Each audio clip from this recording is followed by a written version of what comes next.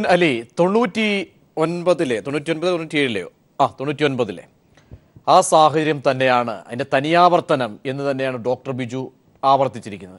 അതോടൊപ്പം ഡോക്ടർ ബിജു മാത്രമല്ല, ഒരു മുഖ്യധാര മാധ്യമം അല്പസമയം മുമ്പ് വളരെ നമ്മൾ വായിക്കുന്ന മാധ്യമം എഴുതിയ ലേഖനത്തിൽ പോലും ഇതും അടിവരയിടുന്നു അവരുടേതായ അഭിപ്രായം. അപ്പോൾ ആ മാധ്യമത്തിൻ്റെ അഭിപ്രായം ഇങ്ങനെ നോക്കുമ്പോൾ ഇതിലൊരു അസ്വാഭാവികത, മുൻവിധിയോടുകൂടിയുള്ള ഇടപെടൽ സംശയിക്കേണ്ടി വരുമെന്ന് പറയുന്നുണ്ടെങ്കിൽ മണി വേഴ്സസ് ലാലേട്ടൻ അതാണ് ഉദ്ദേശിച്ചത് അന്നത്തെ. യെസ്. അല്ല, അതിലൊരു പ്രശ്നം എന്ന് വെച്ചാൽ മണി വളരെ നന്നായി പെർഫോം ചെയ്തിട്ടുണ്ട്. പക്ഷേ ഇപ്പോൾ ഈ പറഞ്ഞ പോലെ ആണെങ്കിൽ മണി പിന്നീട് അതായിരിക്കും മണിയുടെ ഏറ്റവും നല്ല പെർഫോമൻസ് എന്ന രീതിയിലാണ് ഡോക്ടർ ബിജു ഇപ്പം സംസാരിച്ചത്. വിനായകൻ ഇനി അങ്ങനെ ചെയ്യാൻ പറ്റും, വിനായകൻ അങ്ങനെ നമ്മൾ കൈവച്ച് കാണും. വിനായകൻ ഇനിയും നല്ല സാധനങ്ങൾ വരും. അപ്പം മണീൻ്റെ അതിനുശേഷം മണിയുടെ കരുമാടിക്കൂട്ടം വന്നത് അവാർഡിന് പരിഗണിച്ചിട്ടില്ലെങ്കിൽ പോലും മണിയുടെ പല കഥാപാത്രങ്ങൾ മണി അതിലും മനോഹരമാക്കിയിട്ടുണ്ട്. പക്ഷേ ചെറിയ ക്യാരക്ടേഴ്സ് ആയതുകൊണ്ട് ശ്രദ്ധിക്കപ്പെടാതെ പോയി എന്ന് മാത്രമാണ്. പിന്നെ മണി സൂപ്പർ മാർക്കറ്റ് പോയതുപോലെ ആയിരുന്നു. നിങ്ങൾ എന്താ ആവശ്യപ്പെടുന്നു മണി നിങ്ങൾക്ക് അത് തന്നിരിക്കാം. സീറോ ടൈപ്പിംഗ് ഒക്കെ ആയത് വേറെ പ്രശ്നം. അപ്പം ആ രീതി നമുക്ക് കാണാൻ പറ്റും. അപ്പോൾ അന്ന് തന്നെ പറഞ്ഞത് അന്ന് മണി നന്നായിട്ട് അഭിനയിച്ചു, ശരിയാണ്, മോഹൻലാൽ നന്നായിട്ട് അഭിനയിച്ചിരുന്നു. ഇതിനെ പേഴ്സ്പെക്റ്റീവിൻ്റെ പ്രശ്നമാണ്. പിന്നെ അതിൻ്റെ ഇടയ്ക്ക് ഈ പറയുന്ന തന്നെ വർണ്ണത്തിൻ്റെയും ജാതിയുടെ ഒക്കെ രാഷ്ട്രീയം ഇല്ല എന്നൊന്നും ഞാൻ പറയുന്നില്ല. ഇപ്പം ടീച്ചർ നേരത്തെ പറഞ്ഞു, ടീച്ചറിൻ്റെ പുസ്തകത്തിൻ്റെ കാര്യത്തിൽ ഇപ്പം എൻ്റെ ടീച്ചറുണ്ട് രഞ്ജിനി മജുംദാർ, മറ്റേ ജയനി മസൂന്ദാർ, അവർ ഹിന്ദി സിനിമയെ പറ്റി ബോളിവുഡിനെ പറ്റി പുസ്തകം എഴുതി. അപ്പോൾ അന്ന് ഇന്റർനാഷണൽ പബ്ലിഷർ അവരോട് പറഞ്ഞത് നിങ്ങൾ ഇത് ദയവ് ഇന്ത്യൻ സിനിമ എന്നാക്കണം. അപ്പോൾ അവർ പറഞ്ഞു ഇതൊന്നും നല്ല ഇന്ത്യൻ സിനിമ, ഞങ്ങളെ ബംഗാളി സിനിമ ഉണ്ട്, അരവിന്ദൻ്റെ സിനിമ ഉണ്ട്, അതൊന്നും ഇതിൽ പെടും. ഞാൻ എഴുതുന്ന ബോംബെ സിനിമയെ പറ്റിയാണ്. അപ്പോൾ അവർ ടീച്ചർ സ്റ്റിക്ക് ഓൺ ചെയ്യുന്ന പോലെ അവരൊന്ന് സ്റ്റിക്ക് ഓൺ ചെയ്തതുകൊണ്ട് ആ പുസ്തകം ബോംബെ സിനിമ എന്ന് പറഞ്ഞുകൊണ്ട് ഉണ്ട്. അങ്ങനെയുള്ള ഒരുപാട് രാഷ്ട്രീയമൊക്കെ ഇതിന് പിന്നിലുണ്ട്. പിന്നെ മാർവാടി രാഷ്ട്രീയ താല്പര്യം, പിന്നെ അതുപോലെ തന്നെ ഡയസ്പോറയുടെ താല്പര്യം. കാരണം മോഹൻലാൽ ഇപ്പം ടീച്ചറിന്റെ പുസ്തകം എനിക്ക് തോന്നുന്നു മോഹൻലാൽ മമ്മൂട്ടിയൊക്കെ ആണെങ്കിൽ പെട്ടെന്ന് തിരിച്ചറിയുന്ന മുഖമാണ്. പുസ്തകം കൂടുതൽ വിൽക്കപ്പെടും. പിന്നെ അതിന്റെ കൂടെ ചില പൊളിറ്റിക്സ് ഉണ്ടാവും.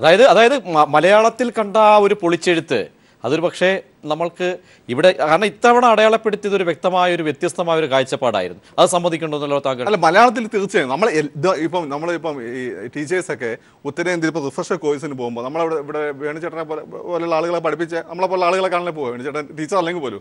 അപ്പോൾ നമ്മളവിടെ പോയിട്ട് വളരെ സയന്റിഫിക് ആയിട്ട് ഹിസ്റ്ററിയിലൊക്കെ ചോദ്യങ്ങൾ ചോദിക്കുമ്പം എൻ്റെ വല്ല സ്റ്റുഡൻസ് എൻ്റെ കൊളീഗ്സും എന്നോട് പറഞ്ഞത്, ഉത്തരേന്ത്യക്കാർ പറയുന്നത് നിങ്ങൾ എഴുതുന്ന വരുന്നതെന്ന് ചോദിക്കും. ഫസ്റ്റ് തന്നെ നമ്മൾ സയന്റിഫിക് ആയി ചോദിക്കും വി ആർ ഫ്രം കേരള. ഒരു കാര്യം മനസ്സിലാക്കുക, Kerala is not India, India is not Kerala, മിണ്ടാതിരുന്നോളണം എന്ന് പറയും. ഇങ്ങനെ ഒരു പൊളിറ്റിക്സ് ഉണ്ട്. അപ്പോൾ കേരള മോഡൽ ഉൾപ്പെടെയുള്ള നമ്മളെ ചെയ്യുന്ന ഒരു എല്ലാ കാര്യത്തിലും ഉത്തരേന്ത്യക്കാർക്ക് പണ്ടേ കണ്ണുകണിയാണ്. ഇന്ന് ആ കണ്ണുകടി വളരെ കൃത്യമായി അവർ തുറന്നു കാണിക്കാനുള്ള അവസരം കൂടി അവർക്ക് വന്നിട്ടുണ്ട്. അത് ആ രീതി കണ്ടോ. കേരളം ഇപ്പം വിനായകൻ അവാർഡ് കൊടുത്ത് ഏറ്റവും കൂടുതൽ സന്തോഷിച്ച ഒരാളാണ് ഞാൻ. വിനായകന് ഇത്തവണ കിട്ടിയതിനെ മോഹൻലാലിന് കിട്ടിയതിനെക്കാളും കൂടുതൽ സന്തോഷിക്കായിരുന്നു. പക്ഷേ എൻ്റെ പോയിന്റ് മറ്റൊന്നാണ്, മോഹൻലാലിന് കിട്ടിയതുകൊണ്ട് എന്താ ഗുണമെന്ന് വെച്ചാൽ നമ്മളിപ്പം മലയാളി ലോകത്തിൻ്റെ എല്ലാ ഭാഗത്തും ഉണ്ട്, ഇന്ത്യയിലെ എല്ലാ ഭാഗത്തും ഉണ്ട്. അപ്പോൾ അവിടെയൊക്കെ ഹിന്ദി സിനിമയിലൊക്കെ മോഹൻലാലിൻ്റെ പേര് സ്പെഷ്യൽ മെൻഷൻ എന്ന് പറഞ്ഞു വരുമ്പോൾ അത് നമ്മുടെ പാവപ്പെട്ട മലയാളിയെ സംബന്ധിച്ചിടത്തോളം ഒരു അഭിമാനത്തിൻ്റെ മുഹൂർത്തമാണ്. അതുകൂടി കിട്ടാത്തൊരവസ്ഥ ആലോചിച്ച് നോക്കൂ. ഇതിൽ നിന്ന് നല്ല അവസരങ്ങൾ മുമ്പുണ്ടായിട്ട് പല സോക്കോൾ ഉത്തരേന്ത്യൻ ലോബി കളിച്ചിട്ട് നമുക്ക് കിട്ടാതെ പോയിട്ടുണ്ട്. അതാണ് ഞാൻ പറഞ്ഞത്. അതിൻ്റെ ഇടയ്ക്ക് പ്രിയദർശനൊക്കെ ഒന്ന് കിടന്ന് കളിച്ചോട്ടെ, അതിൽ പൊളിറ്റിക്സ് ഒക്കെ ഉണ്ട്, ഞാൻ കാണാതിരിക്കുന്നില്ല. വിനായകന് കിട്ടിയാൽ എനിക്ക് കൂടുതൽ സന്തോഷം ഉണ്ടാകുമായിരുന്നു.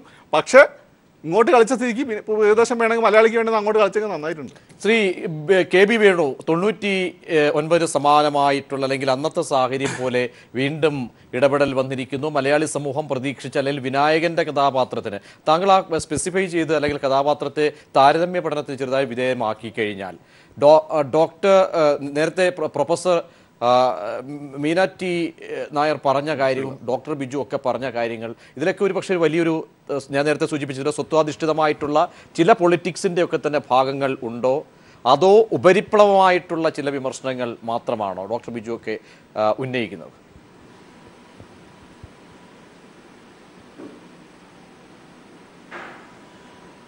പ്രതീക്ഷ, ഞാൻ ആദ്യം തന്നെ ഒരു കാര്യം ഒന്ന് വ്യക്തത വരുത്തിക്കോട്ടെ. ഞാൻ കഴിഞ്ഞ പ്രാവശ്യം പ്രതീക്ഷനോട് ചോദിച്ച ചോദ്യത്തിന് ഞാൻ ഉത്തരം പറയുമ്പോൾ ഡോക്ടർ ബിജു അങ്ങനൊരു പരാമർശം നടത്താൻ പാടില്ലായിരുന്നു എന്നല്ല ഞാൻ പറഞ്ഞത്. ഞാൻ പറഞ്ഞത് ഈ സൗഹൃദ അവാർഡാണ് എന്നുള്ള രീതിയിലൊരു വിമർശനം വരുന്ന രീതിയിൽ ജൂറി പ്രവർത്തിക്കാൻ പാടില്ലായിരുന്നു എന്നാണ് ഞാൻ പറഞ്ഞത്. ഡോക്ടർ ബിജു കൂടി കേൾക്കാനാണ് നേരത്തെ കെ ബി വേണു പറഞ്ഞതിൽ സാങ്കേതിക ഒരു പ്രശ്നം എനിക്ക് തെറ്റുപറ്റിയതുകൊണ്ട് ഖേദിക്കുകയാണ്. അതായത് അദ്ദേഹം അങ്ങനെ ഒരു ജൂറിയെ കൂടി വിമർശിക്കുന്ന അങ്ങനെ ഒരു സംശയം പോലും സ്വാഭാവികമായി ഉണ്ടാകാൻ പാടില്ല എന്നായിരുന്നു അദ്ദേഹം അടിവരയിട്ടത്. കെ ബി വേണു തുടരാം. പോലെ വന്നു, അത്രേ ഉള്ളൂ, കുഴപ്പമില്ല. ഞാൻ ഈ വിഷയത്തിലേക്ക് വരാം. ഇതിനകത്ത് ഇപ്പോൾ ഡോക്ടർ ബിജുവും അതേപോലെ ടീച്ചറും നേരത്തെ ദേവദാസൊക്കെ ഉന്നയിച്ചത് ഏതാണ്ട് ഒരേ പോയിന്റ് തന്നെയാണ്. 1999 ഇതുപോലെ കലാഭവൻ മണിയെ ക്രൂരമായിട്ട് തഴഞ്ഞുകൊണ്ടാണ് ആ വർഷത്തെ അവാർഡുകളൊക്കെ പ്രഖ്യാപിച്ചിരുന്നത്. ഇത് ഇപ്പോൾ മലയാളികൾ കൊണ്ടുവന്ന ഒരു സംഭവം തന്നെയാണ് ശരിക്കും. സംസ്ഥാന അവാർഡിൻ്റെ കാര്യത്തിൽ ഇപ്പോൾ വിനായകനെ മികച്ച നടനായിട്ട് തിരഞ്ഞെടുത്തുകൊണ്ട് ഒരു വലിയ മാതൃകയാണ് സത്യം പറഞ്ഞാൽ കേരളത്തിലെ കഴിഞ്ഞ നമ്മുടെ സംസ്ഥാന അവാർഡ് നിർണയ സമിതി ചെയ്തതെന്നുള്ള കാര്യത്തിൽ ആരും തർക്കമില്ല. പക്ഷേ മറ്റൊന്ന് നമ്മൾ ആലോചിക്കണം, വളരെ മുമ്പുള്ളൊരു കഥയൊക്കെ ആലോചിക്കണം. ഇപ്പം മലയാളത്തിൽ ആദ്യമായിട്ട് ഭരത് അവാർഡ്, അന്ന് ഭരത് അവാർഡാണല്ലോ കിട്ടിയത് പി ജെ ആൻ്റണിക്കാണ്. അദ്ദേഹം ഒരു സിനിമാ താരം, സൂപ്പർ സ്റ്റാർ ഒന്നും ആയിരുന്നില്ല.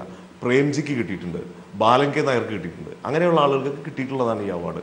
മുരളിച്ചേട്ടന് കിട്ടിയിട്ടുണ്ട്. അപ്പോൾ പിന്നെ അതേപോലെ തന്നെ സൽവിൻകുമാറിനും നമ്മുടെ സുരാജിനൊക്കെ കിട്ടിയിട്ടുണ്ട് ഈ അവാർഡ്. അപ്പോൾ അത് പലതരത്തിലുള്ള അവാർഡ് കമ്മിറ്റികളുടെ സ്വഭാവമാണത് വിളിച്ചു പറയുന്നത്.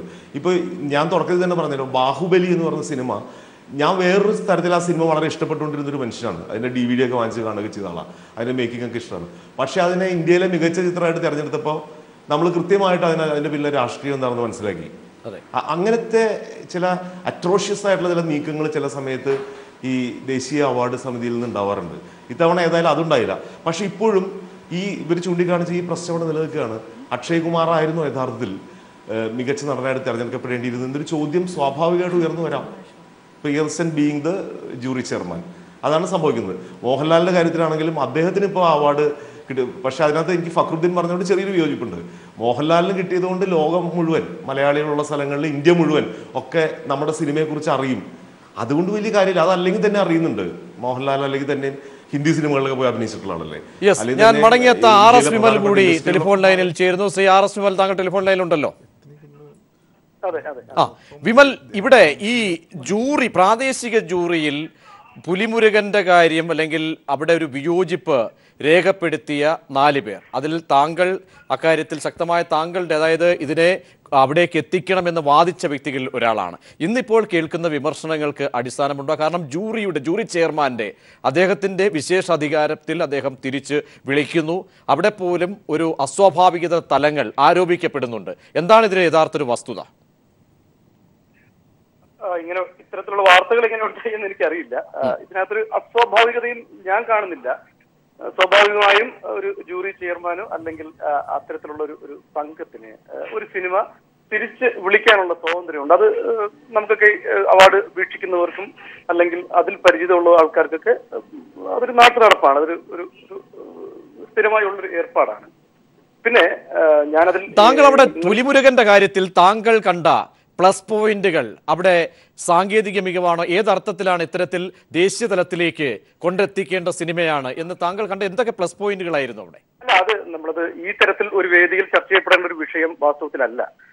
എങ്കിലും ഞാൻ അതിനോട് പ്രതികരിക്കാൻ ആഗ്രഹിക്കുന്നത്, ഇപ്പൊ ചില ആൾക്കാരൊക്കെ എന്റെ ഫോണിൽ വിളിച്ചിട്ട് നിങ്ങൾ മനഃപൂർവ്വം നിങ്ങളാണോ ഈ പുലിമുരുകനെ മെയിൻ ജൂറിയിലേക്ക് വരാതിരി മെയിൻ 10 പടങ്ങളിലൊന്നും ആക്കാതിരിക്കാൻ ശ്രമിച്ച അത്തരത്തിലുള്ള ഒരു ചില സംഭാഷണങ്ങൾ വന്നതുകൊണ്ട് വാസ്തവത്തിൽ ഒരു പൊതുവേദിയിൽ പ്രതികരിക്കുന്നതേ ഉള്ളൂ.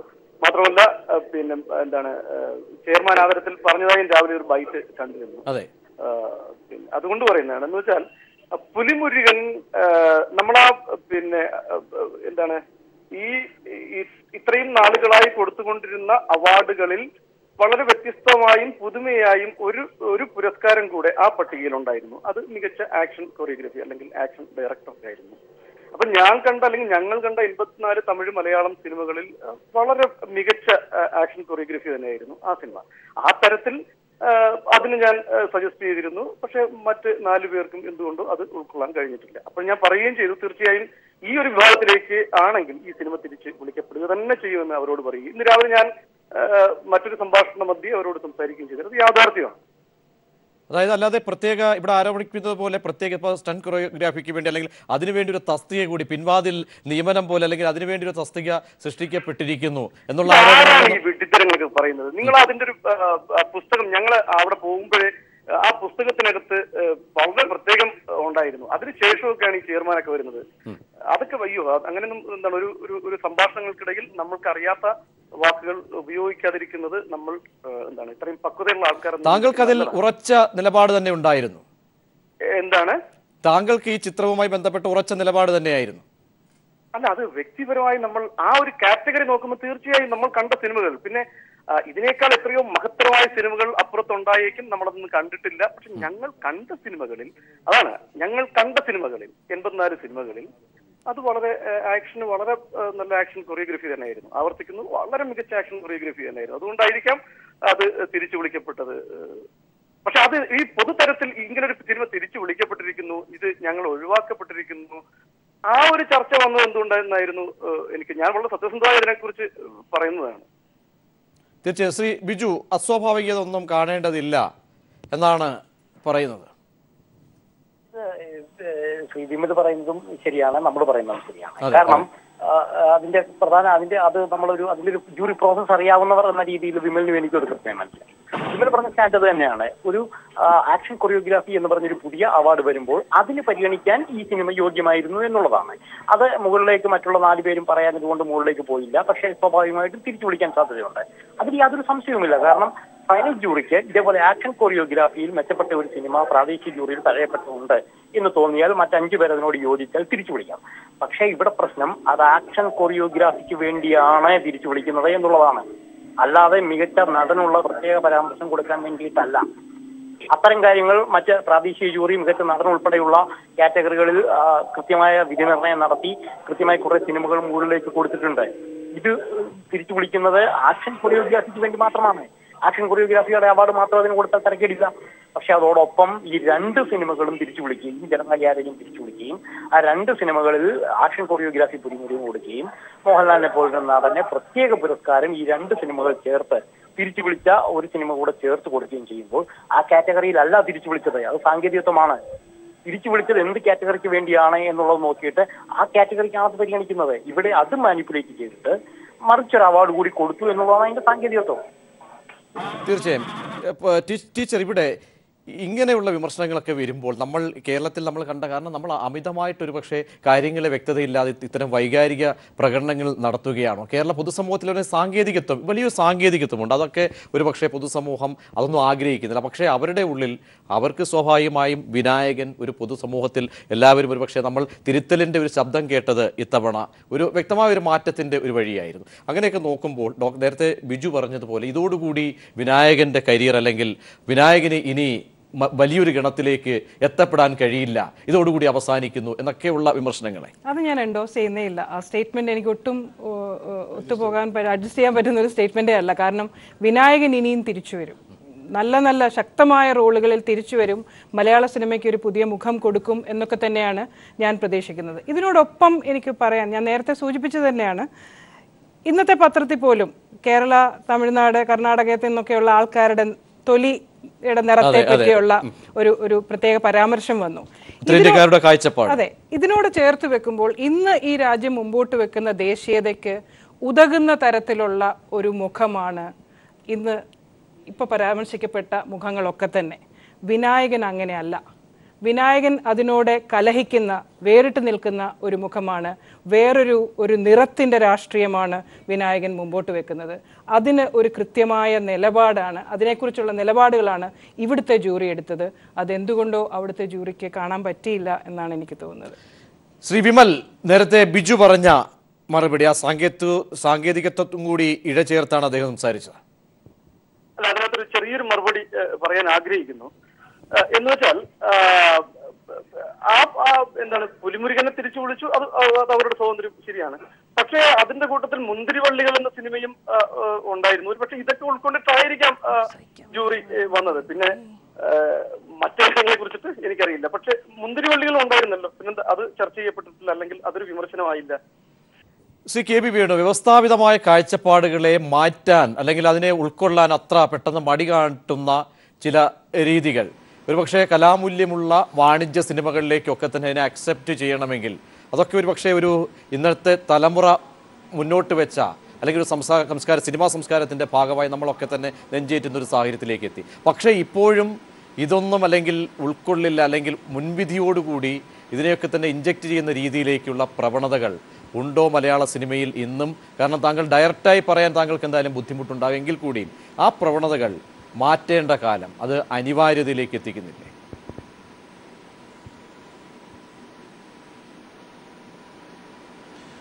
അല്ല, മലയാള സിനിമയെ സംബന്ധിച്ചിടത്തോളം ഞാൻ ആദ്യം ഒരു കാര്യം പറയാം. ഈ ദേശീയ അവാർഡുകൾ തന്നെ ഇത്തരത്തിൽ ബോളിവുഡിലെ മുഖ്യധാരാ സിനിമകളിൽ പങ്കുവയ്ക്കുന്ന ഒരു പ്രവണത തുടങ്ങുന്നത് 90കളിലാണ്. എനിക്ക് തോന്നുന്നു അഗ്നിപഥ് എന്ന് പറഞ്ഞ സിനിമയിലെ പ്രകടനത്തിന് അമിതാഭ് ബച്ചന് അന്ന് മികച്ച നടനുള്ള ദേശീയ പുരസ്കാരം കൊടുക്കുകയുണ്ടായി. എൻ്റെ ഓർമ്മ ശരിയാണെങ്കിൽ അന്ന് തഴയപ്പെട്ടത് നമ്മുടെ തിലകൻ ചേട്ടനാണ്. ആ സിനിമ പെരുന്തച്ഛൻ എന്ന് പറഞ്ഞ സിനിമയായിരുന്നു. അന്ന് ഒപ്പത്തിനൊപ്പം മത്സരിച്ചത് അമിതാഭ് ബച്ചനും തിലകനും കൂടിയാണ്.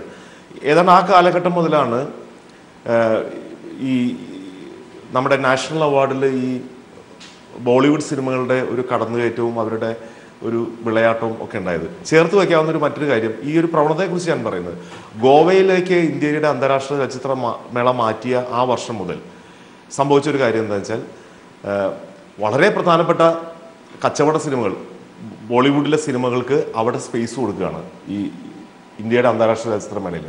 ഈ രീതിയിലുള്ള ഒരു ഇങ്ങനെ ഒരു തരം മുഖ്യധാരാവൽക്കരണം എന്ന് പറയുന്നത് 90കളുടെ അവസാനത്തിൽ 2000കളുടെ തുടക്കത്തിലൊക്കെ നടന്നു വരുന്നുണ്ട്. മനസ്സിലായില്ലേ? അത് മാറ്റുക എന്ന് പറയുന്നത് എന്തോ അതൊരു ട്രെൻഡായിട്ട് മാറി. ഇപ്പോൾ ഫിലിം ഫെയർ അവാർഡ് കൊടുക്കുന്ന പോലെ, അല്ലെങ്കിൽ ഏഷ്യാനെറ്റ് പോലൊരു മുഖ്യധാര ചാനൽ അവാർഡ് കൊടുക്കുന്നത് എന്ത് അടിസ്ഥാനത്തിലാണ്? അവർ കൊടുക്കുന്ന സമയത്ത് അതിനകത്ത് അവർക്കതൊരു ഷോ ആയിട്ട് കാണിക്കണം, അങ്ങനെയുള്ള ചാനലുകളൊക്കെ അവാർഡ് കൊടുക്കുക, അങ്ങനെ പറയാറില്ലേ? എന്ന് പറയുന്ന പോലെ മാറിപ്പോകുന്ന ഒരു അവസ്ഥ ഈ കഴിഞ്ഞതിന് മുമ്പത്തെ അവാർഡിൽ പോലും ആ ഒരു പരാതി ഉണ്ടായിരുന്നു. നമ്മൾ ചർച്ച ചെയ്തതാണ് ആ കാര്യം. ഒരുപാട് മുഖ്യധാര സിനിമകൾക്കാണ് അവിടെ അവാർഡുകൾ കൊടുത്തത്. നമ്മൾ ഒരുപാട് ചർച്ചയും വിമർശിക്കുകയും ഒക്കെ ചെയ്തതാണ്. ആ സിനിമകൾ നല്ലതാണ്, അതിനകത്ത് പ്രകടനങ്ങളൊക്കെ നല്ലതാണെങ്കിൽ പോലും ഈ അവാർഡുകൾക്ക് പൊതുവെ നേരത്തെ ഡോക്ടർ ബിജു ഒക്കെ അത് വളരെ കൃത്യമായിട്ട് പറയണ്ടായി. ചില മാനദണ്ഡങ്ങളുണ്ട്. ഈ മാനദണ്ഡങ്ങളെ മുറുകെ പിടിക്കാതെ മറ്റ് ചില ചില തിളക്കങ്ങൾക്ക് പിന്നാലെ പോകുന്ന ഒരു പ്രവണത മലയാള സിനിമയുടെ അവാർഡുകളിലും കടന്നു വരുന്നുണ്ട്, ഏതാണ്ട് അതേ കാലഘട്ടത്തിൽ തന്നെ. അതിനെ പൊളിച്ചെഴുതി എന്നുള്ളതാണ് ഈ കഴിഞ്ഞ വർഷം നടന്നൊരു പ്രധാനപ്പെട്ട സംഭവം. അതിപ്പം മാൻഹോൾ പോലൊരു സിനിമ വരുന്നു. ആ സിനിമയുടെ സംവിധായികയ്ക്ക് മികച്ച സംവിധായകനുള്ള അവാർഡ് കൊടുക്കുന്നു. അത്തരത്തിലുള്ള ഒരു വളരെ പരിവർത്തനാത്മകമായ വിപ്ലവകരമായിട്ടുള്ള മാറ്റങ്ങൾ മലയാള സിനിമയുടെ അവാർഡ് നിർണയത്തിൽ വന്നു തുടങ്ങി. ഇനി മുഖ്യധാരാ സിനിമയെക്കുറിച്ചാണ് നിങ്ങൾ ചോദിച്ചതെങ്കിൽ അത് നമുക്ക് അതിനകത്ത് യാതൊന്നും പറയാൻ സാധിക്കില്ല. അതൊരു പ്രത്യേക തരത്തിലുള്ള ഒരു തരം ഉരുത്തിരിയലാണ്. ട്രെൻഡുകൾ ഇങ്ങനെ വരികയാണ്. ഇപ്പം നമ്മുടെ സിനിമയിൽ ഈ കാവ്യവൽക്കരണം എന്നൊക്കെ പറയുന്ന ആ ട്രെൻഡൊക്കെ തുടങ്ങുന്നത് 90കളുടെ തുടക്കത്തിൽ. എനിക്ക് തോന്നുന്നു പറയുന്നതിൽ ആരും കുഴപ്പമില്ല. അത്തരം ചിഹ്നങ്ങളൊക്കെ വരുന്നത് ഈ ആര്യൻ എന്ന് പറഞ്ഞ സിനിമയിൽ കൂടിയാണ് അങ്ങനെ വന്നു തുടങ്ങുന്നത്. അതൊരു ട്രെൻഡായിട്ട് പിന്നെ മാറുകയുണ്ടായത്. അത്തരം ചുവന്ന പൊട്ടുകൾ തൊട്ട നായകന്മാർ, സവർണരായിട്ടുള്ള നായകന്മാർ, ഈ രീതിയിൽ വന്നു മനകളിലെ നടക്കുന്ന ഉത്സവങ്ങളുമായിട്ട് ബന്ധപ്പെട്ട കഥകൾ, ഇതൊക്കെ വരുന്നത് അതൊരു ട്രെൻഡായിട്ട് വരികയാണ് ചെയ്തത്. അപ്പോൾ ഇതിനെ നമുക്ക് എങ്ങനെ മറികടക്കണമെന്ന് വെച്ച് കഴിഞ്ഞാൽ അത് പ്രേക്ഷകരും ചലച്ചിത്ര പ്രവർത്തകരും തമ്മിലുള്ള ഒരു സംവാദമൊക്കെയാണ് അത് സാധ്യമാക്കേണ്ടത്. അല്ലാതെ അതിന് നമുക്ക് അവാർഡുകൾ അങ്ങനെയല്ല. അവാർഡുകൾക്ക് ചില കാര്യങ്ങളൊക്കെ എഴുതി വെച്ചിട്ടുണ്ട്, അതിന് ചില ബൈലോസ് ഉണ്ട്, നിയമങ്ങളുണ്ട്, അതിന് ചില കാഴ്ചപ്പാടുകളുണ്ട്. ഒരു അവാർഡ് നമ്മൾ പ്രഖ്യാപിക്കുമ്പോൾ അത് പൊതുവെ സമൂഹത്തിന് കൊടുക്കുന്ന, ചലച്ചിത്ര സമൂഹത്തിന്, പൊതുസമൂഹത്തിന് കൊടുക്കുന്ന ചില സന്ദേശങ്ങളുണ്ട്.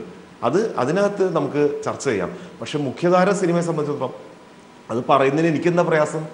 മുഖ്യധാര സിനിമ എന്ന് പറയുന്നത് പണം മുടക്കുകയും ഈ പണം തിരിച്ചു പിടിക്കാൻ വെമ്പുകയും ചെയ്യുന്ന ആളുകളാണ് ആ സിനിമയെ നിയന്ത്രിക്കുന്നത്.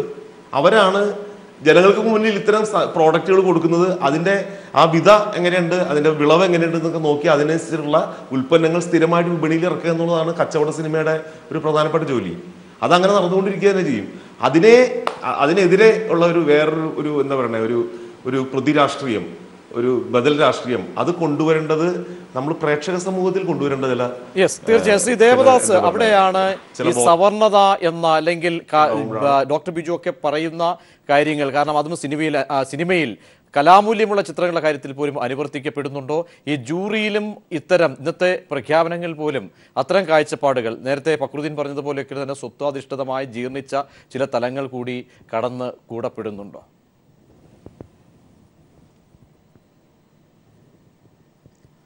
ഇത് പ്രജീഷേ, ഇതെന്താന്ന് പറഞ്ഞാൽ ജന്മീൻ്റെ മുമ്പിൽ ഈ വിഷുവിനെല്ലാം അടിയാൻ പോയിട്ട് ഈ കൊലപ്പഴവും കൊണ്ട് പോയിട്ട് ഞാൻ കൃഷി ചെയ്തിട്ട് ജന്മിക്ക് കൊടുത്തിട്ട് അതിൻ്റെ എന്തെങ്കിലും കഷ്ണമായിട്ട് 500 തുപ്പുന്ന പോലെ തുപ്പുന്നതാണ് ഇത്. അതാണ് കാണുന്നത്. പ്രാഞ്ചിയാട്ടന്മാരാണ് ഇവിടെ ഭരിക്കുന്നത്. വിനായകനെ എന്തുകൊണ്ട് റിക്കോൾ ചെയ്ത് നോക്കൂ. ഒരു പീറ്റർ ഹെയ്ന് കൊടുക്കാൻ വേണ്ടി, ടെക്നിക്കൽ റീസൺ കൊടുക്കാൻ വേണ്ടി കൊടുത്തിട്ട് ജൂറി എന്തു പറഞ്ഞു? മോഹൻലാലിന് സ്പെഷ്യൽ ജൂറി അവാർഡ്. എന്നാൽ പിന്നെ ഞങ്ങൾ ജഗതിക്ക് എപ്പെങ്കിലും നിങ്ങൾ ഹാസ്യ നടൻ എന്നുള്ള കോളത്തിൽ പെട്ടിട്ട് ഏറ്റവും വലിയ ഒരു ആക്ടറാണ്, ഇവരൊപ്പം നിൽക്കാൻ പറ്റിയ ഈ മലയാളത്തിലെ ആക്ടറാണ് ജഗദീഷ് ശ്രീകുമാർ. അയാൾക്ക് എപ്പെങ്കിലും ഈ ഒരു സ്പെഷ്യൽ കാറ്റഗറിയിൽ നിങ്ങൾ ജൂറിയിൽ എപ്പെങ്കിലും മെൻഷൻ ചെയ്തോ? നിങ്ങൾ വിനായകനെ തകർക്കാൻ വേണ്ടി വിനായകനെ എങ്ങനെ മറ്റുള്ളവരെല്ലാം അംഗീകരിച്ചപ്പോൾ ഇനി വിനായകന് കൊടുക്കണം തോന്നിയപ്പോൾ ഈ റിക്കോൾ എന്നുള്ള ഒരു ടെക്നിക്കൽ റീസൺ പറഞ്ഞ് റിക്കോൾ ചെയ്തിട്ടാണ് ഈ തേർഡ് റേറ്റ് ഫിലിമിനെ കൊണ്ടുവന്ന് പീറ്റർ ഹെയ്ന് കൊടുത്ത് വരുത്തി തീർത്ത് അത് മോഹൻലാലിന് കൂടെ കൊടുത്ത് വിനായകനെ തകർത്തിരിക്കുന്നു, വിനായകനെ വൈറ്റ് വാഷ് ചെയ്തിരിക്കുന്നു. ഇനി വിനായകന് നിങ്ങൾ പറയുന്ന പോലെ വിനായകനെ ഇനി ചാൻസ് കിട്ടൂല. എന്തറിയാം, അവരവരെ സൂപ്പർ സ്റ്റാർസിൻ്റെ എല്ലാം മക്കൾ വരുന്ന, അപ്പോൾ ഈ വിനായകൻ വന്നിട്ട് അവരെ ചാൻസ് പോകും.